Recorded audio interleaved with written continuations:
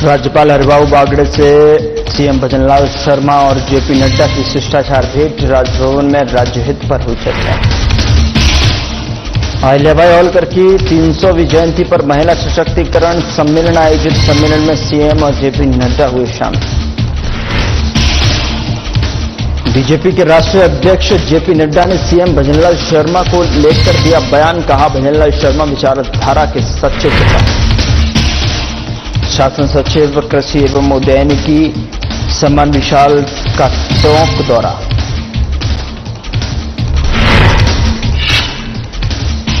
जयपुर के शहीद स्मारक पर धरना जारी। नागौर सांसद हनुमान बेनीवाल ने धरने को किया संबोधित। कहा, भ्रष्टाचार में बीजेपी कांग्रेस दोनों दोषी।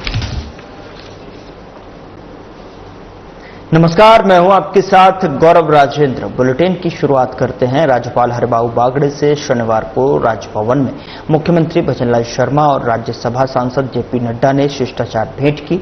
इस दौरान नेताओं ने राज्य के समग्र विकास और वर्तमान प्रशासनिक विषयों पर चर्चा की है। भेंट को सौहार्दपूर्ण वातावरण में संपन्न बताया। यह मुलाकात राजकीय औपचारिकता के तहत में की गई, जिसमें राज्य हित से जुड़े विभिन्न मुद्दों पर विचार विमर्श हुआ।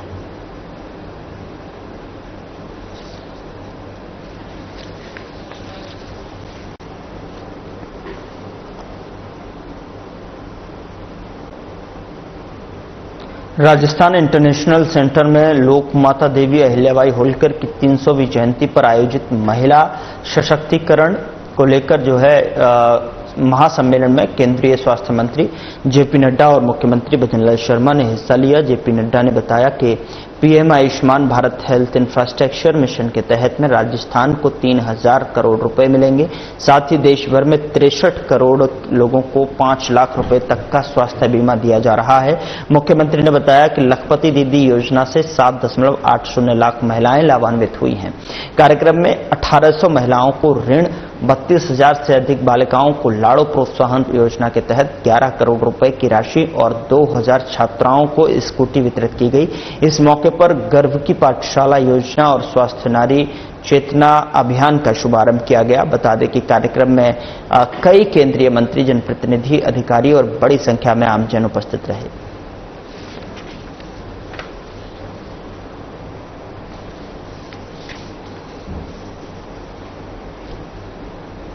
इंफ्रास्ट्रक्चर को लेकर यहां पर आह्वान किया है और महिला सशक्तिकरण सम्मेलन का आयोजन किया गया।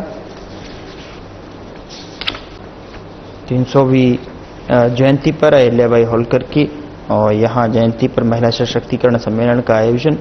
सम्मेलन में सीएम और जेपी नड्डा शामिल हुए। सम्मेलन में नारी सशक्तिकरण को लेकर शक्ति की सौगात मिली है।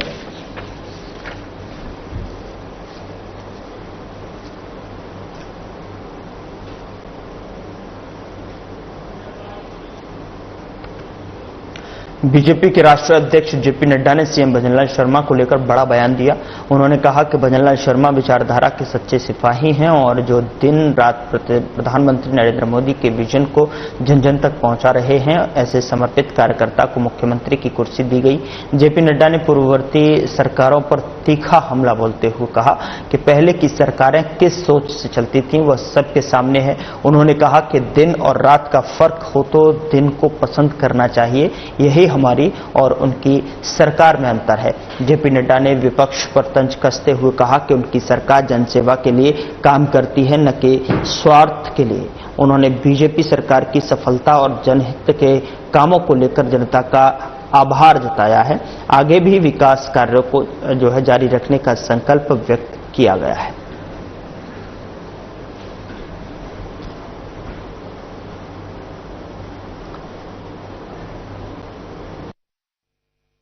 बैठाना मुख्यमंत्री के पद पर यह विषय नहीं है। विषय यह है कि इस विचारधारा के एक सिपाही को बैठाना, जो दिन रात एक करके उनकी टीम पूरी ताकत से मोदी जी के नेतृत्व में राजस्थान की सेवा कर रही है, इस बात को हमको समझ लेना जरूरी है। आपने अन्य सरकारें भी देखी हैं, वो किस तरीके से सरकार चलाते रहे वो भी आपने देखा है, आपको पता है उनकी सोच क्या थी। लेकिन मैं एक बात जरूर कहना चाहूंगा कि दिन और रात का अंतर हो तो कम से कम रात के बाद दिन तो पसंद आना चाहिए, इसकी तो हमको ध्यान में। शासन सचिव कृषि एवं उद्यानिकी राजन विशाल ने एग्रो ट्रेड टावर कृषि उपज मंडी समिति Niwai incubation centre Sohail mini food park Sonwa एवं सीईओई देवाड़ावास का निरीक्षण किया और उन्होंने निवाई मंडी के हम्मालों और पलटेदारों को मिशन जीवन सुरक्षा के तहत बीमा कराने के निर्देश कृषि विपणन विभाग को दिए हैं। एग्रो ट्रेड टावर में प्रत्येक दुकान के पास पार्किंग चिन्हित करने हेतु अधिशासी अभियंता को निर्देशित किया गया है। व्यापारियों को किसानों को इनाम के जरिए भुगतान और दुकान लेने के लिए प्रोत्साहित किया गया है। सोहेल सबयार्ड में नीलामी चबूतरे के कार्यों की गुणवत्ता पर असंतोष व्यक्त कर कार्य शीघ्र सुधारने और चार्जशीट जारी करने के आदेश दिए गए हैं। फूड पार्क सोनवा में निर्माण कार्यों में पाई गई खामियों पर कड़ी कार्रवाई के निर्देश दिए हैं। सीओई देवाड़ावास में नर्सरी के नेट की मरम्मत, वाटर हार्वेस्टिंग सेंटर की सफाई, टूटी पाइपलाइन और सोलर लाइट सुधारने के निर्देश दिए गए।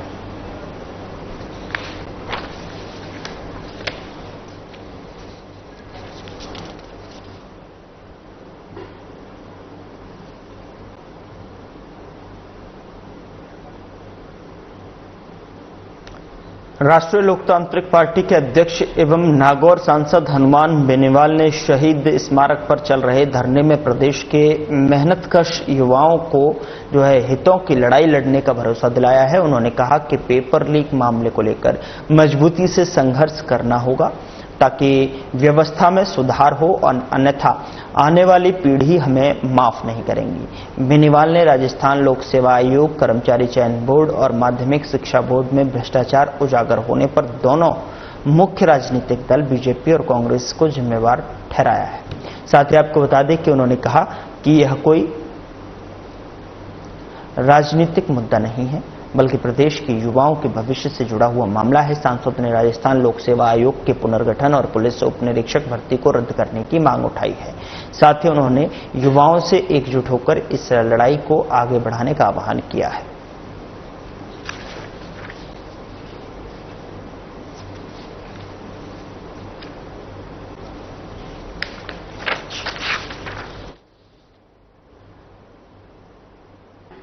अखिल भारतीय विद्यार्थी परिषद यानी कि एबीवीपी की जेएनयू इकाई ने शनिवार को विश्वविद्यालय प्रशासन की उदासीनता के खिलाफ केंद्रीय कार्यालय में कुलपति, रजिस्ट्रार और वित्त अधिकारी के लापता पोस्टर चिपकाए। तो वहीं आपको बता दें कि परिषद ने अधिकारियों की अनुपस्थिति से शैक्षणिक और प्रशासनिक कार्यों के ठप होने और छात्रों के कामों में देरी पर गंभीर चिंता जताई है। इकाई सचिव सुनील सेन ने कहा कि अधिकारियों की गैरहाजिरी से कार्य बाधित है। कार्य समिति सदस्य ललित दाधीच ने आरोप लगाया कि कुलपति ने गोपनीय फाइलें नियमों का उल्लंघन करते हुए उदयपुर स्थित निजी निवास ले जाकर रखी हैं और एबीवीपी ने अधिकारियों की नियमित उपस्थिति, पारदर्शिता और लंबित कार्यों के निपटारे की मांग की और चेतावनी दी कि मांगे न मानी गई तो चरणबद्ध आंदोलन किया जाएगा। जनक सिंह भाटी, गौतम भाटी और भरत पारीक सहित कई कार्यकर्ता मौजूद थे। पश्चिमी राजस्थान के सबसे बड़े विश्वविद्यालय जयनारायण व्यास विश्वविद्यालय के अंदर प्रशासनिक इकाई जिसमें कुलपति महोदय, कुल सचिव महोदया और वित्त नियंत्रक, ये तीनों पिछले कई समय से अपनी कुर्सी से गैर हाजिर है। इसी को लेकर आज अखिल भारतीय विद्यार्थी परिषद ने जयनारायण व्यास विश्वविद्यालय के कैंपस के अंदर पूरे परिसर में तीनों अधिकारियों के लापता होने के पोस्टर्स सब जगह चिपकाए हैं और अखिल भारतीय विद्यार्थी परिषद राज्य सरकार से ये मांग करती है कि जल्द से जल्द परमानेंट वाइस चांसलर की नियुक्ति की जाए। अगर ये जल्दी नियुक्ति नहीं की जाती है, इसको लेकर विद्यार्थी परिषद राज्य सरकार के खिलाफ उग्र प्रदर्शन करेगी, जिसकी जिम्मेदारी राज्य सरकार की होगी। कांग्रेस ने मध्य प्रदेश में संगठन सृजन अभियान को मजबूत करने के लिए पर्यवेक्षक नियुक्त किए हैं। राजस्थान के धीरज गुर्जर, दानिश अबरार, दिव्य मदेरना, इंदिरा मीणा और मुकेश भाकर और मनीष यादव को मध्य प्रदेश में पर्यवेक्षक के रूप में भेजा गया है। ये पर्यवेक्षक संगठन की मजबूती और जिला अध्यक्षों की नियुक्ति में महत्वपूर्ण भूमिका निभाएंगे। कांग्रेस का उद्देश्य प्रदेश में पार्टी की जड़ों को मजबूत करना और बेहतर संगठनात्मक ढांचा तैयार करना है।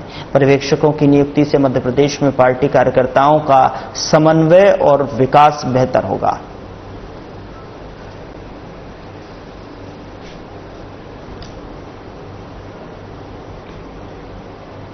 जोरावर सिंह गेट स्थित राष्ट्रीय आयुर्वेद संस्थान मानद विश्वविद्यालय जयपुर के अगध तंत्र विभाग द्वारा विश्व तंबाकू निषेध दिवस पर अनामास्किंग द अपील तंबाकू और निकोटिन उत्पादों पर उद्योग की रणनीति विषय पर जागरूकता कार्यक्रम आयोजित किया गया। कार्यक्रम में WHO और SEARO टीम द्वारा वेबिनार आयोजित किया गया, जिसमें डॉक्टर जकारिया चौहान ने संबोधित किया। कुलपति प्रोफेसर संजीव शर्मा ने तंबाकू से दूर रहने और आयुर्वेद अपनाने की अपील की है। विभागाध्यक्ष प्रोफेसर अनीता शर्मा ने बताया कि संस्थान में अब तक 1500 से अधिक मरीजों का शुद्ध आयुर्वेदिक पद्धति से सफल उपचार किया गया है। साथ ही नशा मुक्ति के लिए OPD 25 में साप्ताहिक सेवाएं दी जा रही हैं और कार्यक्रम के तहत नेशनल ई-पोस्टर प्रतियोगिता आयोजित हुई है, जिसमें विजेताओं को सम्मानित किया गया। साथ ही आपको बता दें कि परिसर में जन जागरूकता अभियान चलाया गया है, जिसमें चिकित्सकों और स्कॉलर्स और आमजन ने उत्साहपूर्वक भाग लिया है।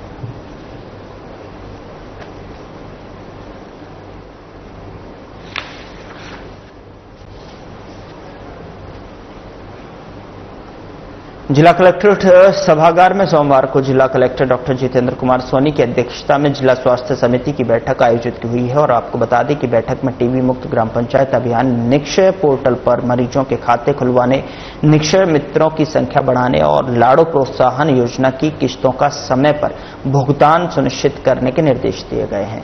चिकित्सा संस्थानों में आने वाले मरीजों की आभा ID अनिवार्य रूप से बनाने के निर्देश दिए गए। विश्व तंबाकू निषेध दिवस पर शपथ कार्यक्रम का आयोजन कर तंबाकू सेवन से दूर रहने की शपथ दिलाई गई।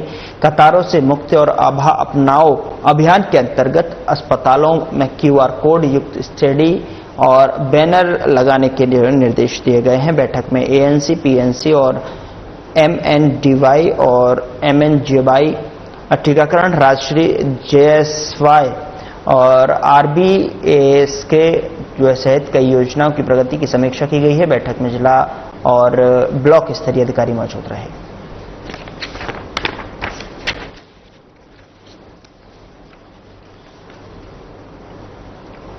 उधर जिला कलेक्टर डॉक्टर जितेंद्र सोनी के निर्देश और मुख्य चिकित्सा एवं स्वास्थ्य अधिकारी जयपुर प्रथम डॉक्टर रवि शेखावत के नेतृत्व में खाद्य सुरक्षा विभाग द्वारा शुक्रवार को कोटपा एक्ट के तहत अहम कार्रवाई की गई है और मानसरोवर मेट्रो स्टेशन स्थित एक किराना दुकान पर छापेमारी कर कोटपा एक्ट की धारा 7 के अंतर्गत 50 सिगरेट पैकेट एवं 10 सिगार पैकेट जब्त किए गए हैं। और इस कार्रवाई के दौरान दुकान को चेतावनी देते हुए कोटपा एक्ट की सख्ती से पालना सुनिश्चित करने के निर्देश दिए गए हैं। टीम में खाद्य सुरक्षा अधिकारी विनोद शर्मा, नरेश कुमार और विशाल मित्तल मौजूद रहे। अधिकारियों ने बताया कि सार्वजनिक स्थानों पर तंबाकू उत्पादों की बिक्री और उपभोग पर सख्त प्रतिबंध है और इस प्रकार की कार्रवाई आगे भी जारी रहेगी। यह अभियान तंबाकू निषेध के प्रति जन जागरूकता बढ़ाने और कानून की प्रभावी क्रियान्वयन सुनिश्चित करने की दिशा में एक सशक्त कदम है।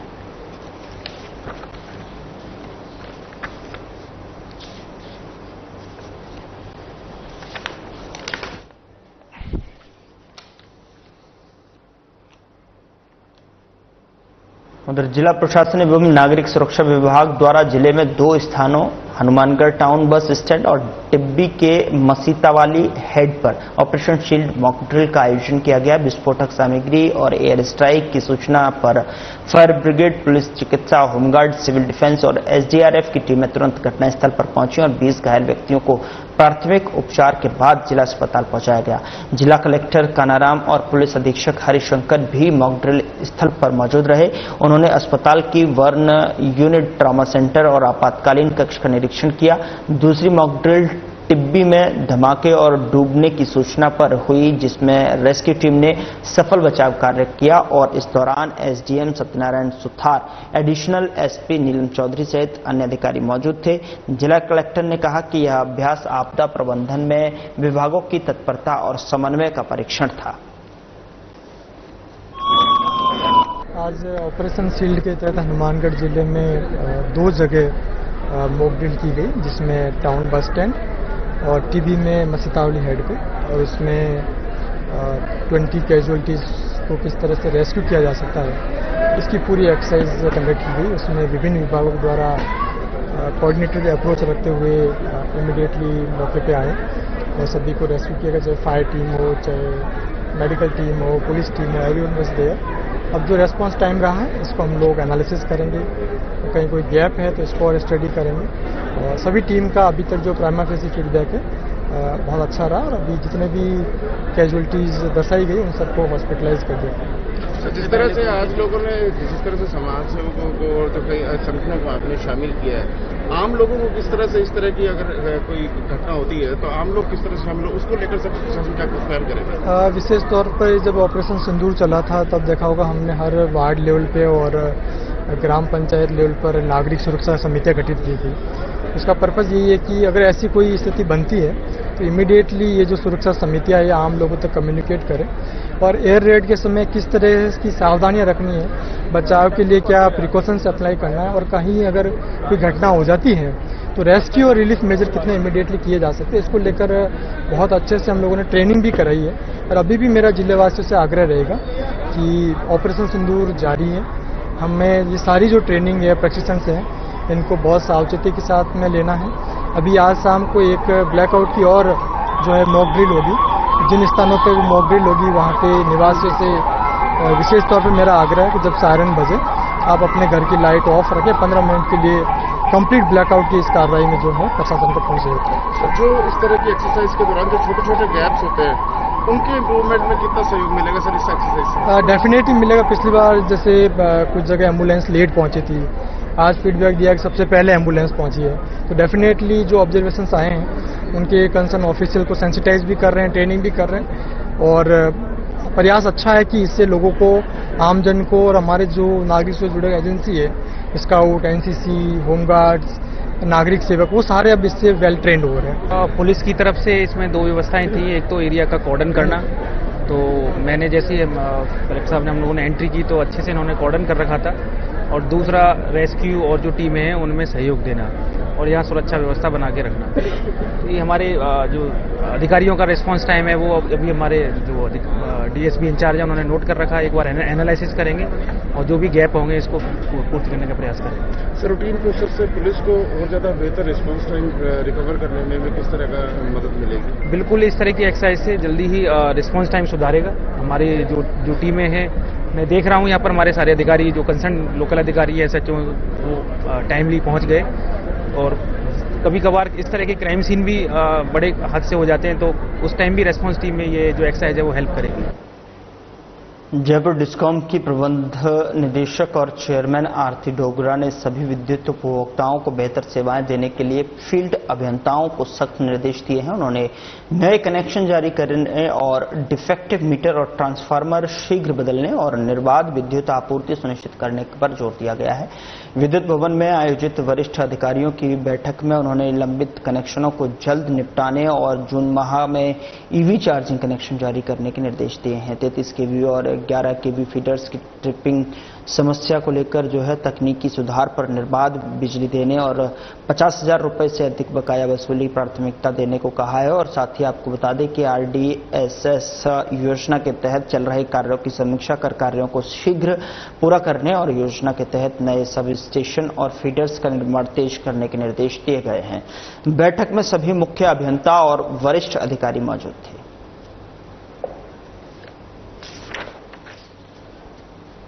तो डिस्कॉम के वरिष्ठ अधिकारियों की बैठक आयोजित की गई है और आरती डोगरा ने फील्ड अभियंताओं को इस बैठक के माध्यम से सख्त निर्देश दिए हैं और उपभोक्ताओं को बेहतर सेवाएं देने के लिए फील्ड अभियंता डिस्कॉम में लंबित कनेक्शन शीघ्र निपटाने के भी आदेश दिए गए हैं। उधर गायत्री मंदिर के पवित्र सानिध्य में भव्य कलश यात्रा का आयोजन हुआ है, जिसमें लगभग 500 महिलाओं ने भाग लिया और यह धार्मिक और सांस्कृतिक यात्रा मंदिर परिसर से शुरू होकर नगर के मुख्य मार्गों से होते हुए पुनः मंदिर प्रांगण में समाप्त हुई। और बता दें कि महिलाएं पारंपरिक परिधानों में सुसज्जित सिर पर कलश लेकर भक्ति गीतों और मंत्रोच्चार के साथ यात्रा के शामिल रहीं और जिसमें पूरे वातावरण में आध्यात्मिक ऊर्जा का संचार हुआ। नगरवासियों ने पुष्प वर्षा कर श्रद्धालुओं का स्वागत किया। गायत्री परिवार के शशिकांत बोहरा ने बताया कि इस आयोजन का उद्देश्य समाज में धार्मिक चेतना, सामूहिक साधना और सांस्कृतिक एकता का प्रसार करना है। बता दें कि कार्यक्रम में कई समाज सेवी, जनप्रतिनिधि और श्रद्धालु मौजूद रहे। यात्रा के समापन पर मंदिर प्रांगण में सामूहिक प्रार्थना और यज्ञ किया गया, जिसमें सुख, शांति और समृद्धि की कामना की गई।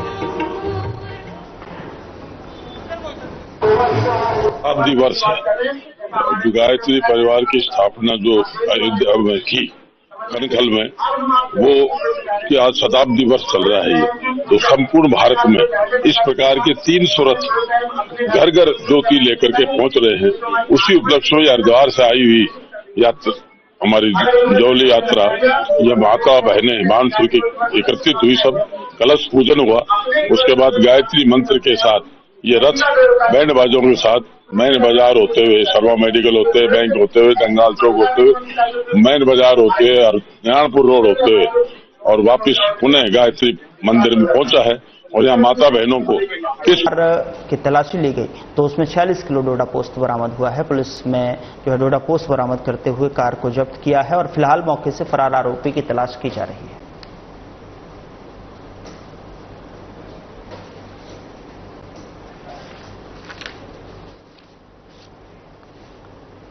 राजगढ़ पुलिस ने जो है दिल्ली मुंबई एक्सप्रेसवे पर टोल कर्मियों के साथ में मारपीट और जानलेवा हमले के मामले में 25,000 के इनामी आरोपी मनोहर उर्फ मुंडे पुत्र विश्राम मीना को गिरफ्तार किया है। दरअसल आपको बता दें कि आरोपी के पास से 315 बोर के 2 जिंदा कारतूस और एक देशी कट्टा बरामद किया गया है। आरोपी झालाटाला लक्ष्मणगढ़ का निवासी है और नारायणपुर कोटपुतली बहरोड थाने के हत्या के मामले में भी फरार चल रहा था। दरअसल आपको बता दें कि थानाधिकारी राजेश मीणा ने बताया कि 9 अप्रैल 2025 को आरोपी अपने साथियों के साथ टोल पर विवाद कर फरार हो गया था और 10 अप्रैल की रात को दोबारा आकर कर्मचारियों पर जानलेवा हमला किया था। इस मामले में पहले ही 3 आरोपी गिरफ्तार और एक बाल अपचारी निरुद्ध किया जा चुका है और पुलिस टीम ने सतर्कता से जो है कार्रवाई करते हुए आरोपी को दबोच लिया है।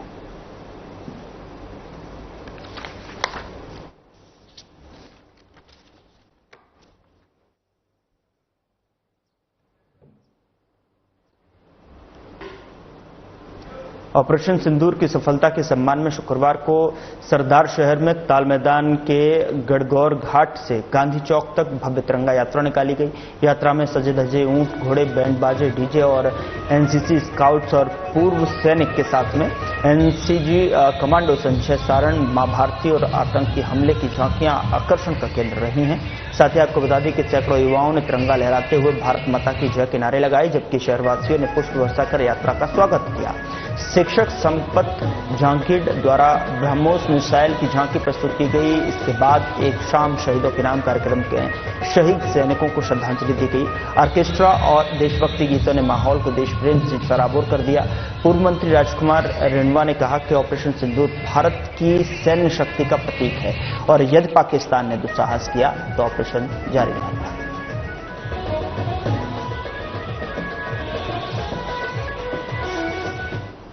फिलहाल बुलेटिन में इतना ही। नमस्कार।